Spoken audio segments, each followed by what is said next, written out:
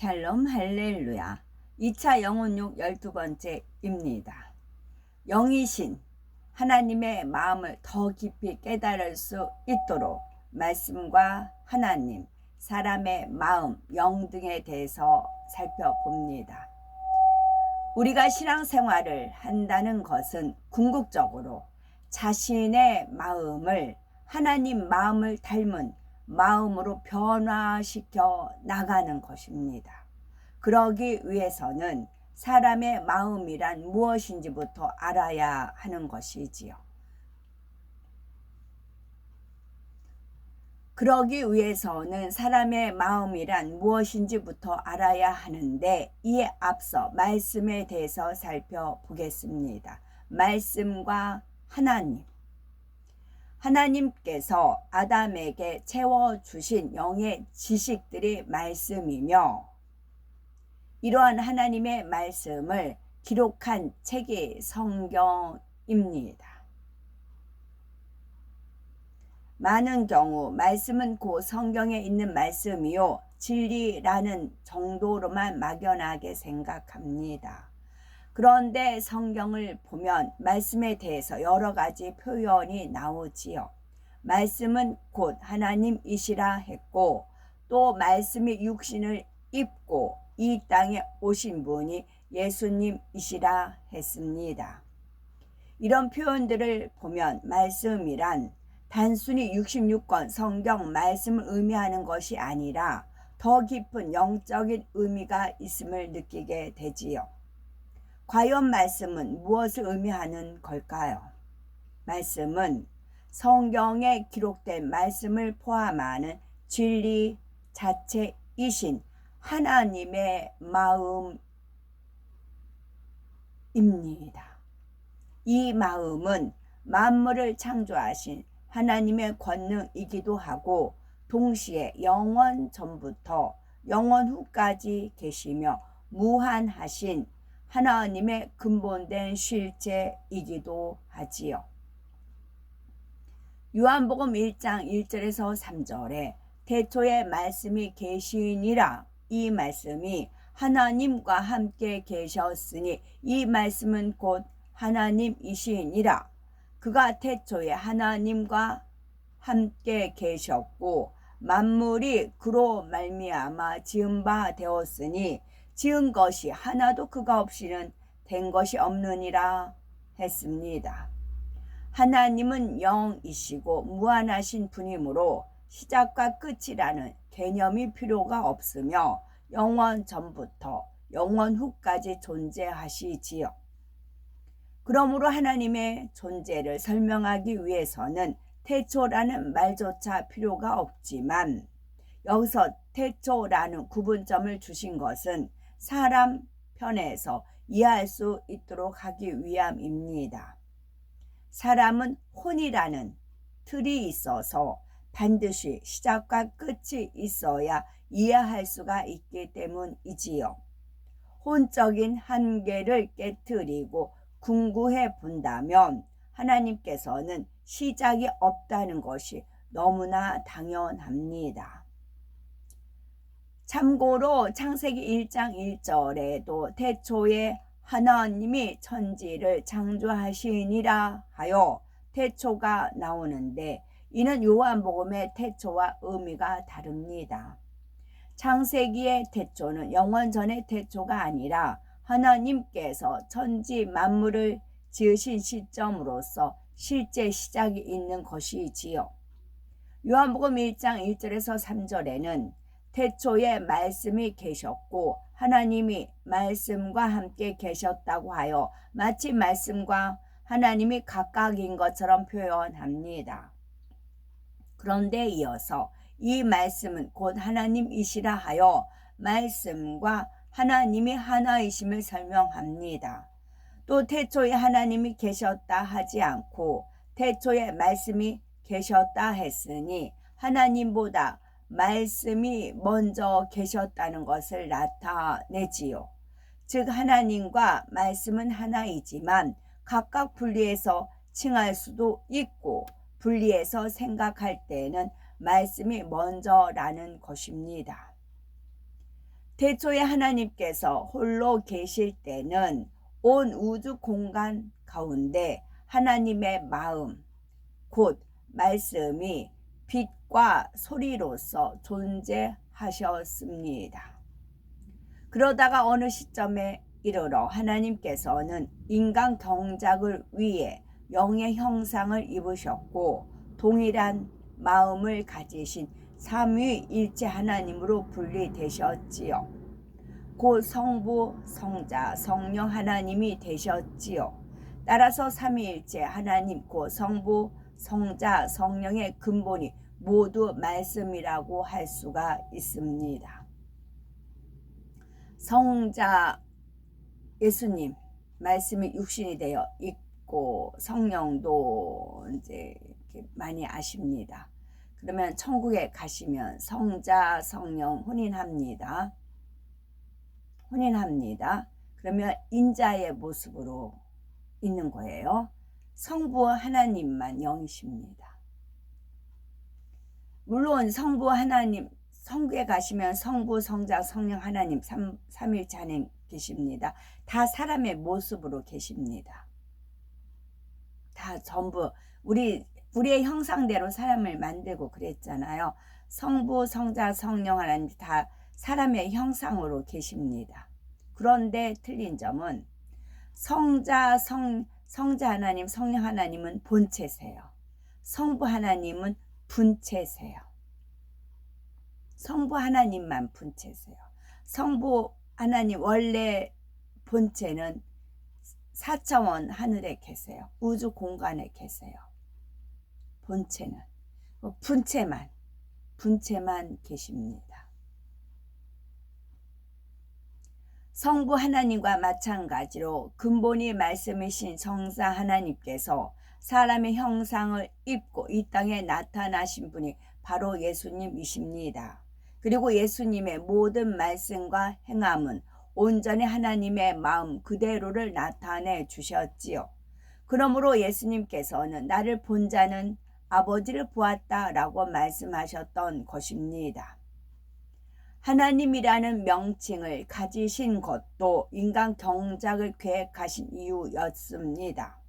삼위일체 하나님으로 분리되시고 천군 천사나 사람 등 다른 존재들이 있게 되니 서로 구분할 수 있는 명칭이 필요하게 된 것입니다. 말씀 곧 하나님의 마음이 먼저 있으셨고 하나님의 명칭과 하나님의 형상은 나중에 생긴 것입니다. 그렇지만 말씀과 하나님은 각각 존재하는 것이 아니라 결국 하나이신 것도 기억해야 합니다. 비유를 들면 사람의 몸이 있기에 그림자가 있고 그림자가 있는 것을 보면 실체인 몸이 있음을 압니다. 결국 몸과 그림자는 하나요. 각각 존재하는 것이 아니라 함께 존재하는 것인데 굳이 선후를 따지면 몸이 먼저인 것이지요. 이처럼 말씀이 하나님보다 먼저이지만 결국 말씀과 하나님은 하나라는 것입니다. 말씀은 하나님의 마음입니다. 우리에게 주신 성경 66권 말씀은 무엇일까요? 이는 하나님의 마음이며 근본 속성이신 말씀의 일부분으로 무한하신 하나님의 마음 중 인간 경작을 받는 우리가 알아야 하는 최소한의 내용을 기록해 주신 것입니다. 그러니 우리가 성경 말씀을 양식 삼으면 이 말씀이 우리 안에 거하게 되고 이는 곧 하나님의 마음이 우리 안에 이루어진다는 말이 됩니다. 이렇게 우리 마음에 하나님의 마음이 임한 만큼 영의 마음이 됩니다. 그래서 하나님의 능력의 말씀을 믿고 행하는 사람에게는 말씀이 그대로 이루어져 놀라운 역사가 따르므로 하나님의 살아계심이 증거합니다. 하나님의 살아계심을 증거합니다. 그러면 사람은 마음이 먼저일까요? 아니면 형상이 먼저일까요? 말씀이신 하나님께서는 흙으로 아담을 지으시고 그 안에 생기를 불어 넣어 생명이 되게 하셨습니다. 그래서 아담의 영이 탄생했고 그 안에 여러 가지 영의 지식들이 채워졌습니다. 이것이 바로 아담의 마음이지요. 즉 창조주 하나님은 말씀이 먼저이시지만 피조물인 사람은 형상이 먼저요 마음이 나중인 것입니다. 귀신, 제가 보살한테 사사를 받았단 말씀을 몇 번 드렸는데 그 이제 보살 몸이 있어요. 그 안에 귀신이 있어요. 그럼 귀신이 자기가 하고 싶은 대로 이 보살을 이끌어 가요. 만약에 이제 그네들이 말하면 제사라고 하죠. 제사를 드려서 구판을 벌린다고 해요. 구판을 벌리기 위해서는 어물전에 갑니다. 어물전에 가면은 북어도 있고 뭐 알록달록한 사탕들도 있고 쭉 있어요. 그러면 그 귀신이 그 보살한테 나 저거 먹고 싶어 그런데요. 그러면 그 이제 먹고 싶어 하면은 그 알록달록한 설탕을 산다는 거지요. 그리고 나서 이제 산에 올라가서 구판을 벌리려고 산에 올라가면은 발이 안 떨어진대요. 어느 산 중턱쯤 갔는데 직접 제가 들은 거예요. 발이 안 떨어진답니다. 그럼 안 떨어지면은 이제 그 안에서 귀신이 속삭이는 거죠. 여기 막걸리 퍼. 아까 막걸리 샀지. 막걸리 빨리 퍼. 나 막걸리 먹고 싶어. 그런데요. 그러면 막걸리 부면 그때서 발이 떨어진대요. 그런 식으로 이제 그 안에 귀신이 역사해서 귀신이 시키는 대로 그렇게 하는 것이지요. 저 안에도 하나님이 살아 계십니다. 제 안에 하나님이 임재하셔서 안 떠나고 오늘날까지 계세요. 저 안에 하나님이 계십니다. 그러면 하나님의 소원이 있으세요. 보살한테 귀신이 있어서 귀신이 지가 원하는 대로 하듯이 보살하고는 상관없이 저 안에도 저라는 그 육체 안에 김계선이라는 몸 안에 하나님이 계셔요. 하나님 영이 계십니다. 그러면 하나님이 영이 하고 싶은 게 있으세요. 그런데 저한테도 나 이거 하고 싶어 그렇게 안 하세요. 저는 하나의 도구이기 때문에. 그런데 다른 사람들을 통해서 역사가 베풀어지면 하나님께서 이것을 너무 기쁘게 여기시는 겁니다. 예, 제가 전에 비유를 들었네요. 좀 욕심이 있는 부모는 자식한테 제가 남의 집 일을 할 때 이제 그 사모님, 제가 사모님이라고 부르거든요. 뭐 애기 엄마라고 부르라고 하지만 그러면 제가 조심성이 없어지기 때문에 제가 그러면 제가 조심성이 없어져요. 그러니까 버릇 없어져요. 그러니까 제가 사모님이라고 부를게요. 제가 이렇게 말을 합니다. 사모님은 깍듯이 해요. 근데 그 시어머님이 이제 환갑이 됐대요. 그래서 냉장고를 원하신대요. 그래서 냉장고를 100만 원짜리를 보고 왔다고 저한테 그 얘기 했어요. 이제 100만 원짜리 냉장고를 보고 왔다고 그걸 해드려야 되겠다고 저한테 그 얘기를 했네요. 근데 이제 이제 전라도 광주였어요. 갔다 오시더니 입이 대빨 나왔어요. 사모님 왜요? 이제 그러셨어요. 이모 나 100만 원짜리 생각했잖아. 이제 그러시는 거예요. 예 그러셨죠. 그랬더니 웬걸 250만 원짜리 해드렸어. 그러시는 겁니다. 왜냐하면 그 어르신이 250만 원짜리 욕심을 낸 겁니다. 부모님이. 그러면서 250만 원짜리 해드리고 왔다고 그러시더라고요. 그래서 아니 250만 원짜리 뭐야 하고 이제 어느 이제 대리점을 갔더니 뭐 열으니까 칼라폴 하더라고요. 그런 식으로 욕심이 있는 부모는 자식 생각 안 하고 욕심을 내잖아요. 그런데 착한 부모는 말 안 해요. 자식이 원하는 대로 하는 거죠. 그냥 자식이라면 그런가 보다 하고 착한 부모는 그래요. 그 중에 제가 이제 친하게 지내는 그 모자 쓰신 모자도 당신이 드신 거 그 어르신이 엄청 착해요. 그래서 현재도 어려운 월세방에 사시고 금부 지는 거 다 자식들한테 줬고 뭐 자식이 교수도 있고 그렇대요. 그러면 돈을 못 얻어서 전세방이라도 얻어주면 월세방 안 나가잖아요. 근데 말을 못하세요. 그러니까 말을 너무 착하시니까 말을 못해요. 본인 당신에 있는 금부지도 다 빼서 자식들한테 줬다고 하고, 그래서 아니 교수님이고 그러면 월급을 많이 받을 텐데 좀 용돈도 주고 좀 그러지 않으세요? 제가 그랬어요. 그랬더니 지 살기도 바빠. 자식 키우고 뭐냐고. 뭔 용돈 달라고 하겠어. 그러시고 끝이세요. 나는 괜찮다라고 하셨겠지요. 착한 부모는 그래요. 그럼 우리 하나님은 착한 부모에 속할까요? 나쁜 부모에 속할까요? 욕심장일까요? 착할까요? 우리 하나님은 착하세요. 진짜 착하세요. 그래서 자식이 알아서 해주면 고마운 거고 억지로 이렇게 해달라 하지 않으세요. 그거를 왜 제가 말씀을 드리냐면, 이제 그 대통령실 갔을 때 이제 그 사람 수가 없으니까 이제 2시간을 집회를 해야 되니까 다 마이크 잡고 해요. 그러니까 저한테도 마이크가 주어집니다. 이제 마이크가 주어져서 이제 아버지 도와주세요, 주님 도와주세요 하고 딱 마이크 잡아요. 그러면 저 아닌 다른 모습으로 나가요. 그래서 알았어요. 아, 아버지가 얼마나 외치고 싶으셨을까? 얼마나 외치고 싶으셨을까? 그거를 제가 알았어요. 저는 김계선은 이제 나가서 못하지만 그렇게 조근조근하게 하기를 원해요. 원래 저는 스타일이 그래요. 그런데 아버지는 아니었다는 거죠. 외치고 싶으셨어요. 그러니까 오직한 메아리 뒀다, 그 말씀을 제가 드린 적이 있었잖아요. 너무나 아버지 하나님은 외치고 싶으셨어요. 그 근본의 소리 있잖아요. 근본의 소리를 외쳐야만 또 역사가 일어나시거든요.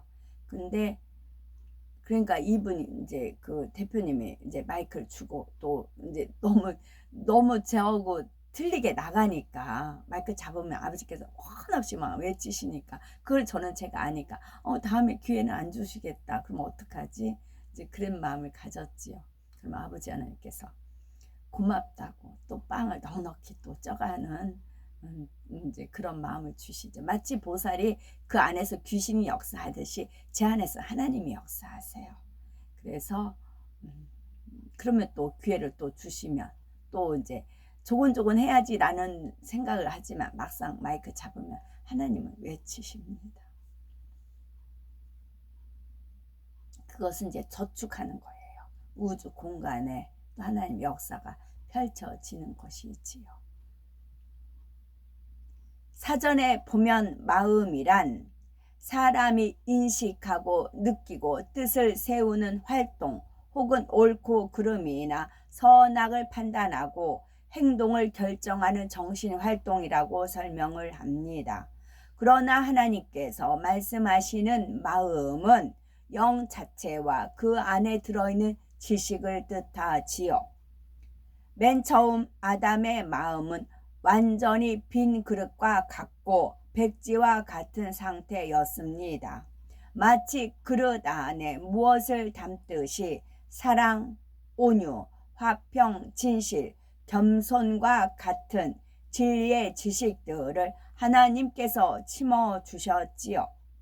그래서 아담의 마음이란 생명의 씨가 있는 영 자체와 그 안에 들어있는 생명의 지식입니다. 이것은 곧 아담의 영과도 같은 의미이므로 그냥 영이라고 하면 되고 처음에는 마음이라는 말을 쓸 필요가 없었지요. 그런데 아담이 범죄하여 그의 영이 죽은 후에는 마음과 영이 더 이상 같은 의미가 될 수 없었습니다. 아담의 영이 죽게 되자 그의 마음에서는 생명의 지식들이 하나하나 빠져나가게 되었고 그 대신에 혼을 통해서 원수 마귀가 심어주는 비진리의 지식들이 들어오게 되었지요. 이처럼 아담이 타락한 후에 사람의 마음은 원래 있던 진리 대신 비진리가 생명의 씨를 감싸고 있는 것이 되었습니다. 마음 안에 진리만 있을 때는 영이라고 하면 되는데 그 안에 비진리가 들어와서 더 이상 영이라 할 수 없으니 마음이라고 부르게 된 것입니다. 이해하기 쉽게 비진리의 마음을 까만 마음이라고 하고 진리의 마음을 하얀 마음이라고 하면 원래는 아주 깨끗한 하얀 마음이었던 것이 점차 까만 마음으로 물들어 가므로 하얀 마음과 까만 마음이 섞인 것입니다.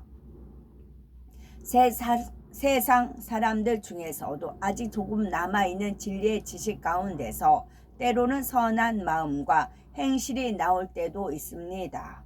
그러나 이런 진리의 지식은 극히 일부만 남아있고 세월이 지날수록 점점 더 비진리로 물들어 가므로 마지막 때가 되어 가면서 악해지기만 하는 것입니다. 아직 진리의 지식이 남아있다 해서 사람의 영이 살아있는 것은 아닙니다. 아담이 범죄했을 때 이미 생명의 근원이신 하나님과의 관계가 단절되었지요. 더 이상 하나님으로부터 생명의 지식을 공급받지 못하며 이전에 받은 생명의 지식이 약간 남아있다 해도 결국은 다 뽑혀 나가게 되어 있지요. 누구든지 예수 그리스도를 주로 영접하고 성령을 받으면 성령의 능력으로 생명의 씨가 다시 활동하게 되고 성령은 마음에 영의 지식들을 심어줍니다. 그래서 성령을 받고 신앙생활을 해나가면 아담 이후로 점점 검어진 마음이 다시 하얀 마음으로 변화됩니다. 불같이 기도하면서 피 흘리기까지 죄와 싸우는 만큼 까만 마음이 점점 사라지고 사랑, 선, 진실, 온유, 겸손과 같은 영의 지식들을 받아들이는 만큼 하얀 마음이 더 많아집니다. 이렇게 계속해 나가면 마침내 까만 마음이 조금도 남지 않은 온전히 하얀 마음으로 변화가 되는데 이것이 바로 성결되는 과정입니다. 사랑, 그러면 미움을 버려야 됩니다. 선, 악을 버려야 됩니다. 진실, 거짓을 버려야 합니다. 온유, 혈기를 버려야 됩니다. 겸손, 교만을 버려야 됩니다. 대신에 사랑, 선, 진실, 온유, 겸손을 채우셔야 됩니다. 그런데 어떤 사람들은 제가 어르신들 만나잖아요. 그 마음 깊은 뿌리는 제가 몰라요. 그렇지만 제가 또 믿는 분들하고도 부딪혔지요. 외부 활동하면서. 그러나 그들에 비하면 여기 있는 사람들은 사랑, 선, 진실, 온유, 겸손입니다. 오히려. 왜 그럴까요? 그런데 어떤 사람들은 성령을 받기는 했는데 마음을 변화시키지 않습니다. 자, 보세요.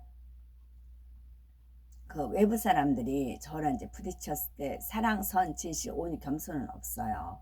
오히려 교만하고 혈기 있고 거짓되고 악이고 미워하고 저를 미워하고 저를 악하게 대하고 저를 거짓되고 저한테 혈기 내고 저한테 이제 제가 이제 교만하다고 생각을 하고 쭉 그래요.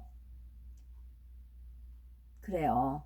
그러면 그분들 어디 가요? 지옥 가요. 지옥 갑니다. 대신에 저한테 사랑을 주고 선, 진실, 온유, 겸손하게 대한 분들이 있어요. 그들은 하나님에 대해서 한 건 없어요. 행한 건 없어요. 뭐 11조 드리는 것도 아니고 주일 성수하는 것도 아니에요. 전도하는 것도 아니에요. 상급이 없어요. 그런데 마지막에 하나님께서 구원을 시킨다면 낙원은 간다고요. 낙원은 간다고요. 한 일이 없으니까 상급은 없어요. 그러나 구원 받는다고요.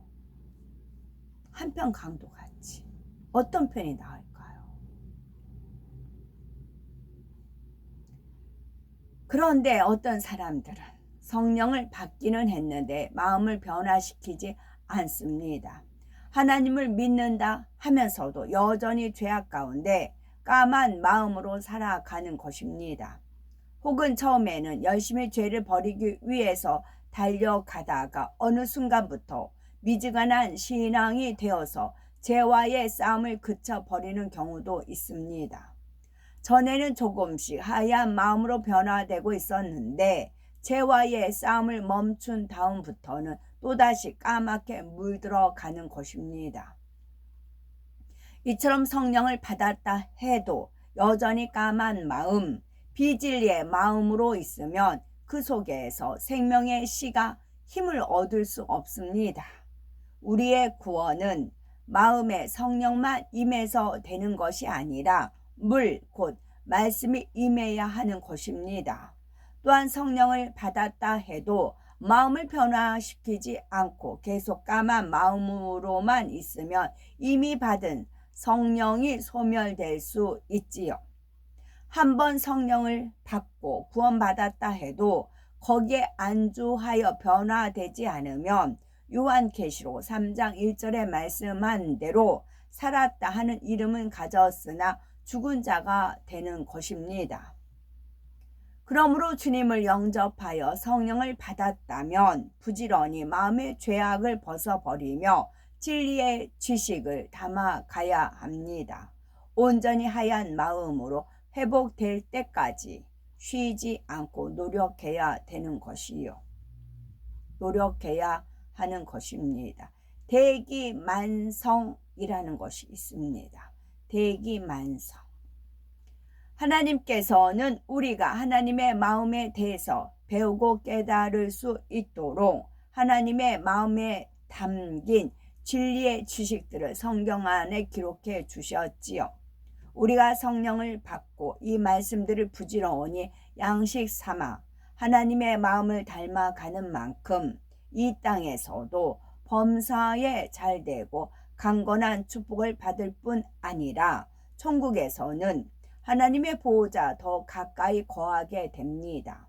흠도 티도 없이 하얀 마음을 이루고 온 집에 충성한 사람들은 바로 아버지 하나님의 보호자가 계시는 새 예루살렘 성에 들어가서 영원히 살아갑니다. 아버지 하나님께서는 우리 모두가 새 예루살렘에 들어오기를 고대하고 계십니다. 우리는 아버지 하나님의 마음을 온전히 닮은 참 자녀가 되어 새 예루살렘의 영광 중에 거하는 복된 우리가 되어야 되겠습니다. 아멘.